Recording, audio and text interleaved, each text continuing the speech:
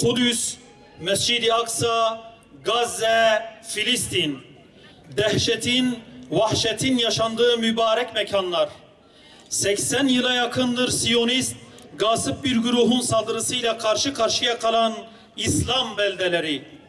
Yine bir Ramazan ayı ve yine 14 Mayıs günü olan işgalin resmen ilan edildiği tarihin yıl dönümü. Yine işgalci terör şebekesinin Kudüs ve Mescid-i Aksa'ya karşı zalimane ve hunharca saldırıları. Şeyh Cerrah, Beyt Hanun, Cenin. Her yerde işgal, her yerde katliam, her yerde vahşet hiçbir zaman durmadı ve maalesef halen de devam ediyor.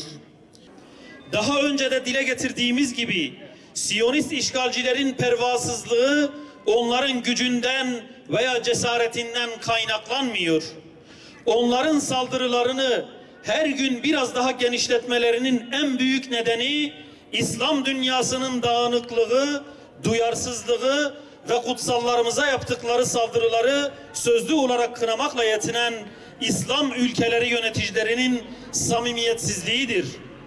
Arap Birliği, İslam İşbirliği Teşkilatı, Birleşmiş Milletler gibi uluslararası kuruluşların Siyonist zalimlere karşı sadra şifa pratiklerinin olmadığı ortadadır. Kudüs ve Mescid-i Aksa sadece bir toprak veya coğrafya davası değildir. Kudüs bir akide ve iman meselesidir. Bunu işgalden kurtarmak ve saldırılara karşı korumak bütün Müslümanların görevidir. Aksa bugünlerde işgalin en zor dönemlerinden birini yaşamaktadır. Kudüs yarım asırdır Siyonist işgal altında ve kendisini özgürlüğe kavuşturacak Selahaddinleri beklemektedir.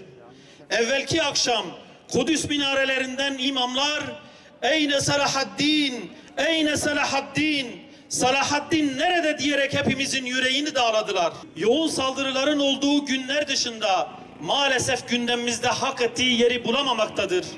Her geçen gün Müslümanlar daha da tepkisiz hale gelirken Siyonizmin ise cüreti artarak Kudüs ile Mescid-i Aksa'yı tamamen işgal etme hevesi depreşmektedir.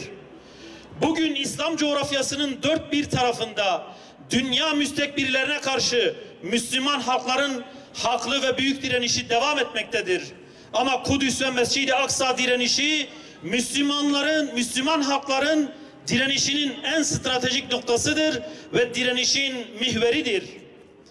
Kudüs, İslam coğrafyasının ayrılmaz bir parçasıdır. Peygamberlerin harem-i şerifidir. İzzet ve onurumuzdur. Kudüs demek Mekke demektir. Medine demektir. Kudüs demek Şam, Bağdat, Kahire demektir. Kudüs demek Meşhed, Kum, Tahran demektir. Kudüs demek Diyarbakır, Ankara ve İstanbul demektir. Biz biliyoruz ve inanıyoruz ki Kudüs'e sahip çıkmak İstanbul'a, Bağdat'a, Şam'a, Tahran'a, Beyrut'a, Kahire'ye ve Mekke'ye sahip çıkmaktır.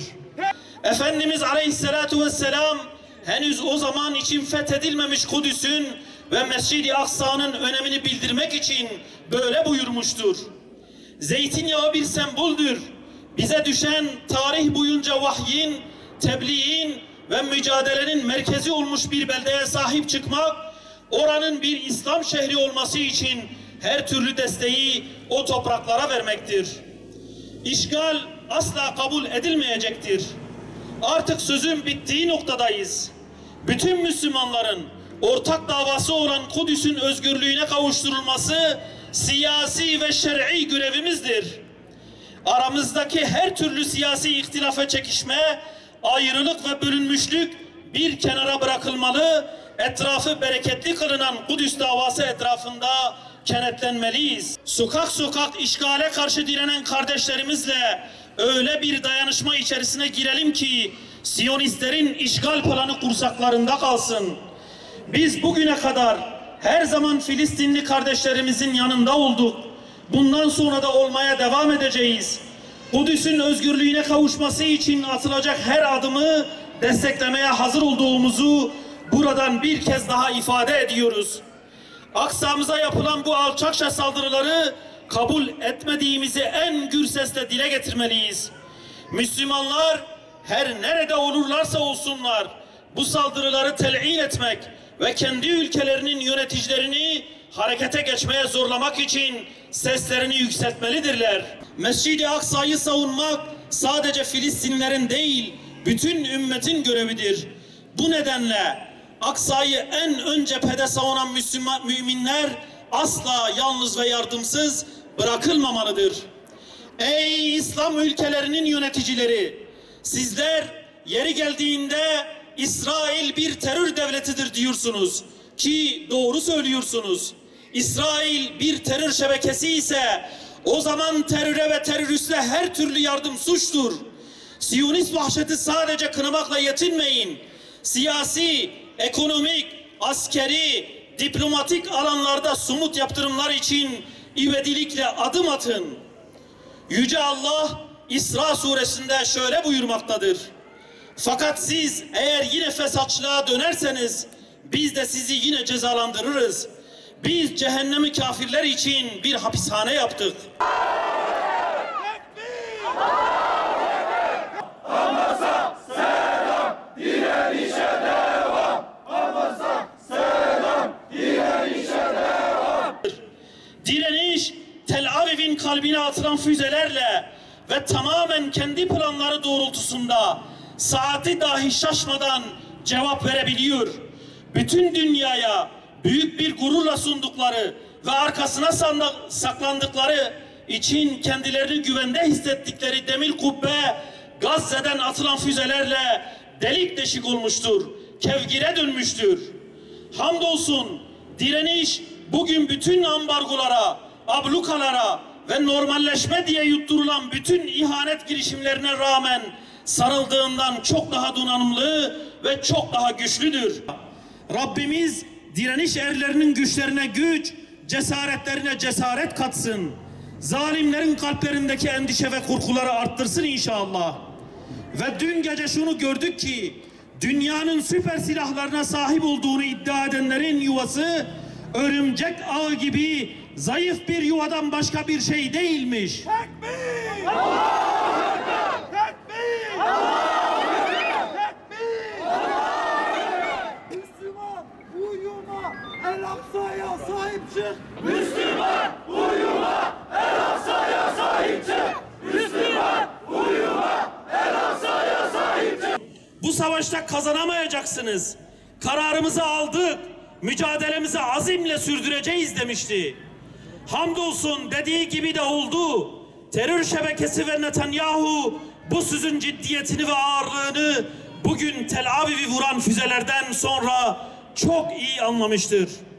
Evet, Hamas lideri İsmail Haniye Tel Aviv'i vuran füzelerden sonra ise şu kısa ve veciz tespitte bulunmuştur. Kudüs çağırdı, biz cevap verdik. Kudüs çağırdı, İzzettin El-Kassam füzelerle cevap vermiştir.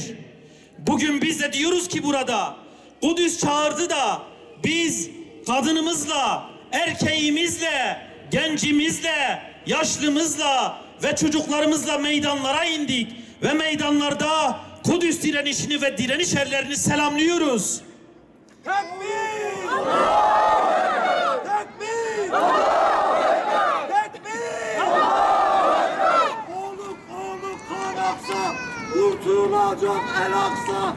Oluk kan aksa, kurtulacak El Aksa. Oluk kan aksa, kurtulacak El Aksa. Oluk kan aksa, kurtulacak El Aksa. Değerli kardeşlerim, Mescid-i Aksa ve Filistinli kardeşlerimize desteklerimizi belirtmek için yapılan basın açıklamaları, meydanlara inmemiz, araç konvoyları oluşturup hareket oluşturmamız, sosyal medyada bütün dünyanın gündemine girecek şekilde gündem oluşturmamız. Evet, bütün bunlar asla yeterli ve tek başına bir şey ifade etmiyor. Fakat andolsun ki alemlerin Rabbi ve mazlumların hamisi olan Yüce Allah biliyor ki bunların dışında elimizden bir şey gelmiyor. Asıl harekete geçmesi gerekenler ve Siyonistlerin anladığı dilden cevap verecek olanlar İslam ülkelerinin yöneticileri ve ordularıdır. Kudüs'e, Mescid-i Aksa'ya selam olsun.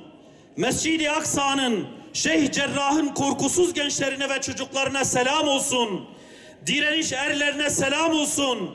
Evet, şimdi Kudüs ve Mescid-i Aksa direnişini konuşmanın ve meydanlarda direnişini kuşanmanın vaktidir.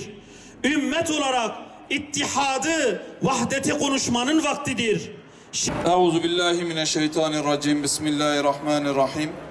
Elhamdülillahi Rabbil alemin. Esselatu vesselamu ala Resulillahi ashabihi ehli beyti ve şehidi ecmain amin. Rahman ve Rahim olan Allah'ın adıyla hamd, övgü, sena Allah Azze ve Celle'ye. Selatü selam Efendimiz, tevhid öğretmenimiz Hazreti Muhammed sallallahu aleyhi ve selleme. Selam onun pak ashabına, temiz ehli beytine, onun yolundan giden müminlere ve İslam şehitlerinin üzerine olsun. Allah'ım, Mescid-i Aksa'da mücadele eden kardeşlerimize sebat ver. Amin. Rabbim, attıklarını isabet ettir. Amin. Ayaklarına sebat ver. Amin. Kalplerine cesaret ver. Amin. Düşmanların kalplerine korku salmalarına nasip eyle ya Rabbi. Amin. Ya Rabbi, sen her şeyin sahibi, en büyük yardım edensin. Filistin'de, Kudüs'te, Mescid-i Aksa'da direnen kardeşlerimize yardım et. Ümmet-i Muhammed'e birlik nasip eyle. Ya Rabbi, Mescid-i Aksa'nın özgür olduğu günlerde Mescid-i Aksa'da namaz kılmayı bizlere nasip eyle.